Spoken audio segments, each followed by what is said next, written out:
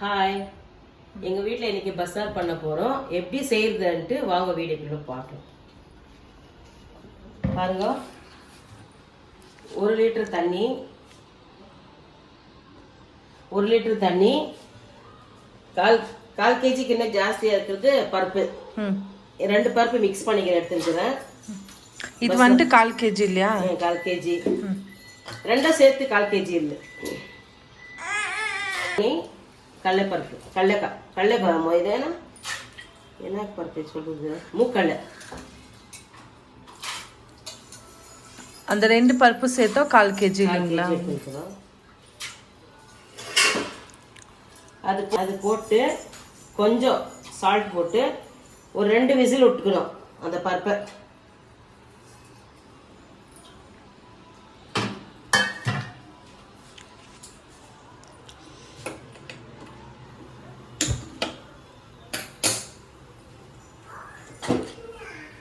கொஞ்சமாக சால்ட் போடுறோம். 2 விசில். அப்புறமா கீரை க்ளீன் பண்ணுமா? எந்தெந்த கீரை யூஸ் பண்ணிக்கிறது? சிறுகீரை, அரைக்கீரை, சொயக்கீரை. ஓகே, எவ்வளோ கட்டு? எல்லா கட்டும் 3 கட்டு, ஒரு 2 கட்டு எடுத்துக்கிறோம். அது 2 கட்டு, சிறுகீரை 2 கட்டு, சொயக்கீரை 2 கட்டு. இப்போ வாஷ் பண்ணி க்ளீன் பண்ணி எடுத்து வச்சுக்கோங்க.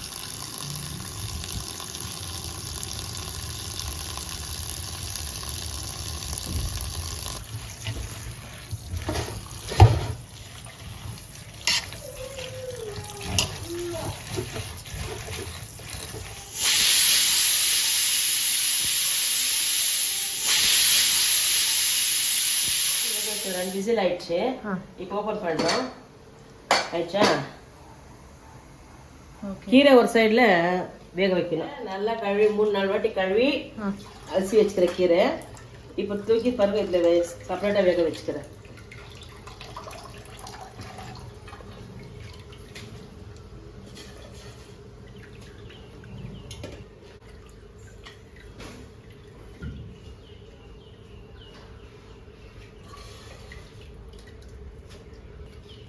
இது ஒரு 10 நிமிஷம் வேகணும். இது வேக வைக்கும் போது இதுல கொஞ்சம் உப்பு போட்டுடணும். ஏன்னாக்கா ஃபர்ஸ்ட் ஆல்ரெடி பருப்புல போட்டுக்கிற உப்பு இதுல கொஞ்சம் போடணும்.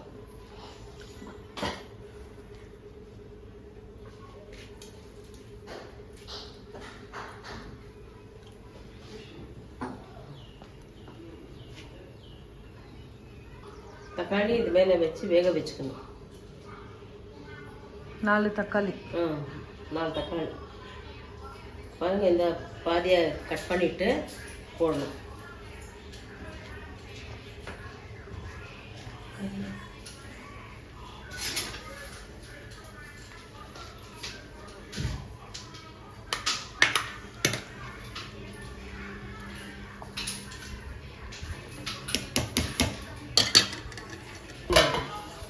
அது வேக வைக்கணும்.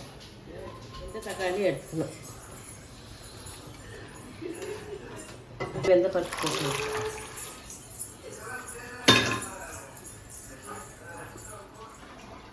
வெந்துக்கிற பருப்புட இதில் போட்டிருக்கிறேன். இது 2 வேவக்குள்ளவே மிளகு, சீரகம், இந்த மசாலா வதக்கணும்.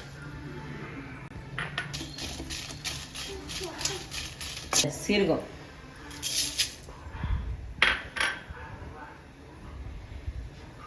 இல்லை பாதி ஸ்பூனு, மிளகு எல்லாம் ஒன்றா போட்டு வதக்கி எடுத்துக்கணும்.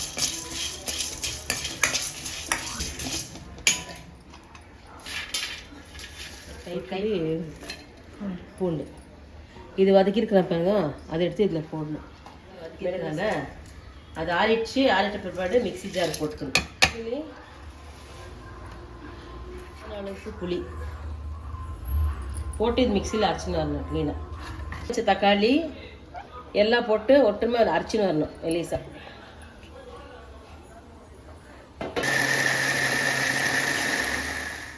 2 டேபிள் ஸ்பூன் எண்ணெய், டேபிள் ஸ்பூன் எண்ணெய், கடுகு, வெங்காயம், கருவேப்பிலை.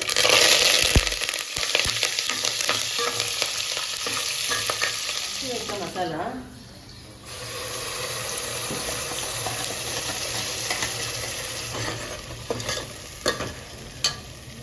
கீரையும் கொஞ்சம் பருப்பு அது கூட போட்டு அரைக்கணும். இதை அரைச்சிட்டு குழம்புல சேர்க்கறது. உங்களுக்கு யார் சொல்லி கொடுத்தது இது? இது பஸ்ஸாரு எங்க மாமியார் அவங்க செஞ்சிருந்தாங்கம்மா. அது நான் பார்த்துட்டு நான் கற்றுந்தேன்.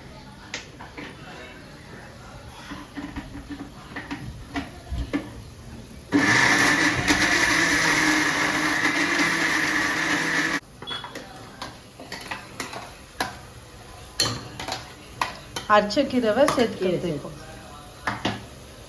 அது பருப்பெல்லாம் வேக வச்சோமே அதோட தண்ணி பருப்பு எடுத்தோமே அந்த தண்ணி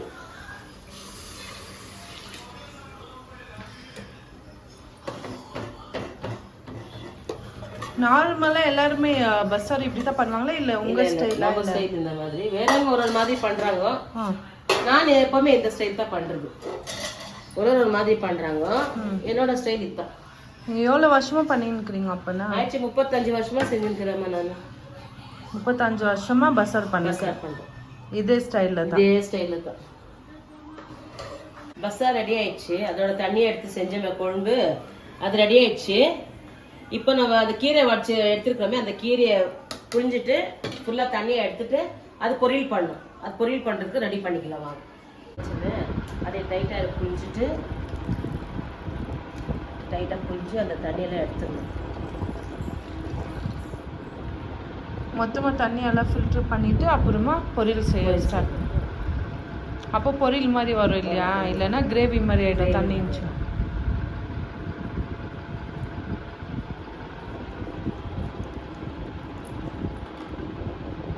காஞ்ச மிளகாய் கீரைக்கு மாதிரி கீரை பொரியலுக்கு ஒரு கைப்பிடி எவ்வளோ தேங்காய் கொஞ்சமாக பூண்டு இது வந்து மிக்சிக்கு அரைச்சிட்டு ஒன்றா பாதி அரைச்சிக்கணும். கீரை பொரியலுக்கு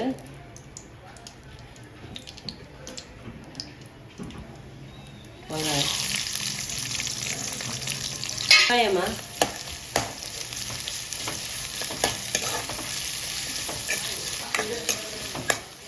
அரைச்ச தேங்காய் காஞ்ச மிளகாய்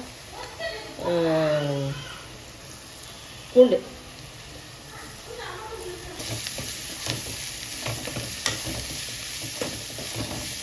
போட்டிருக்கோங்க பொரியலுக்கு.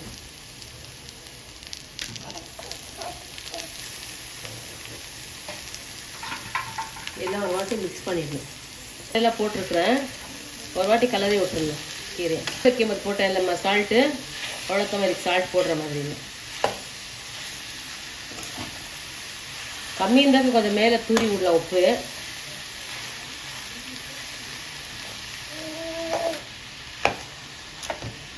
பொரியல் ரெடி ஆயிடுச்சுமா. இதுக்கு வந்துட்டு இந்த குழம்புக்கு சூடாக களி பண்ணிட்டு சாதம் செஞ்சு சூடாக சாப்பிட்டாக்கா ரொம்ப நல்லா இருக்கும். ஓகே கைஸ், ஐ ஹோப் நீங்கள் எல்லாருமே இந்த வீடியோவை என்ஜாய் பண்ணியிருப்பீங்கன்னு நினைக்கிறேன். வீட்டில் மறக்காமல் ஒன்ஸ் நீங்கள் ட்ரை பண்ணி பாருங்கள், உங்களுக்கே பிடிக்கும்.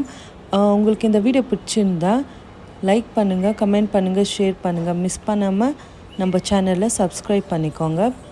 தேங்க்யூ.